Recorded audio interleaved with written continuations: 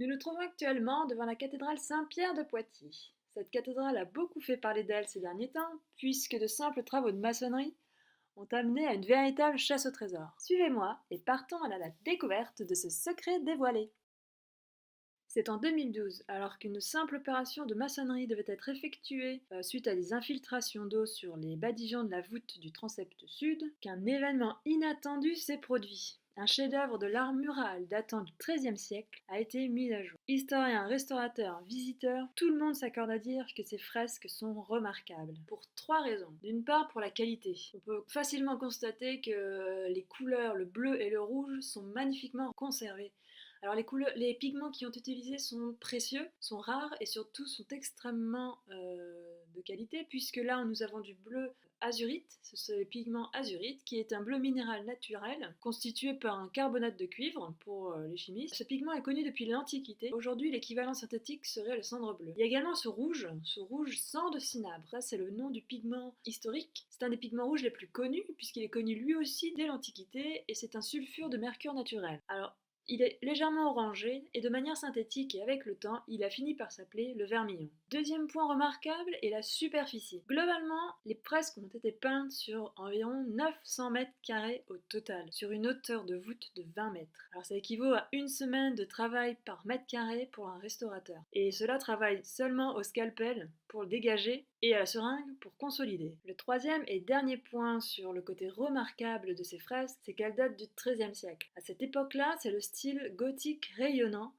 La cathédrale de Poitiers en est le parfait exemple. Les murs sont hauts, les voûtes sont majestueuses, les fenêtres sont immenses, les vitraux ornementent les murs et laissent passer et infiltrer la lumière. La pierre laisse place à ces vitraux majestueux, à l'instar de la chapelle de Paris, de Notre-Dame de Paris avec ses magnifiques roses, ou encore la basilique Saint-Denis. Cette cathédrale, celle de Poitiers, a été consacrée en 1379. Mais le projet de départ est bien antérieur puisqu'il date de 1160 et il était à l'initiative d'Aliénor d'Aquitaine, duchesse d'Aquitaine, reine de France, épouse de Louis VII et Henri II d'Angleterre. La richesse de ces peintures est représentative de la richesse des commanditaires. Seulement, que ce soit les commanditaires ou les auteurs, tous sont inconnus. En fait, ça a été une réelle découverte pour tous, mais non pas sur l'existence de ces fresques, puisque selon certains écrits, elles étaient bien présentes. Mais personne n'avait imaginé l'ampleur et la qualité de ces fresques. Les principaux sujets de représentation sont bibliques. On y retrouve notamment le couronnement de la Vierge ou le Christ au juge, mais on peut y déceler également une sorte de ciel étoilé. Les étoiles sont présentées par des feuilles d'argent. On y distingue aussi des anges, des saints, des ornements floraux ou encore certains animaux. Afin de respecter l'éthique de la conservation et restauration d'œuvres d'art, les peintures qui ont été refaites sont ici réalisées à partir de peintures réversibles, c'est-à-dire qu'elles doivent pouvoir être retirées facilement. Donc cette peinture est de type aquarelle par exemple, puisque l'idée c'est que les restaurateurs futurs puissent les enlever et les refaire un jour ou l'autre. Récapitulons. Alors en 2012, il y a une restauration suite à des infiltrations d'eau. En 2015, il y a le début de la restauration. Et enfin, en mai 2016, l'ouverture au public. La question qui se pose, c'est pourquoi les avoir recouvertes? Simplement parce qu'au XVIIIe siècle, date à laquelle les badigeons ont été posés, nous sommes en plein néoclassicisme.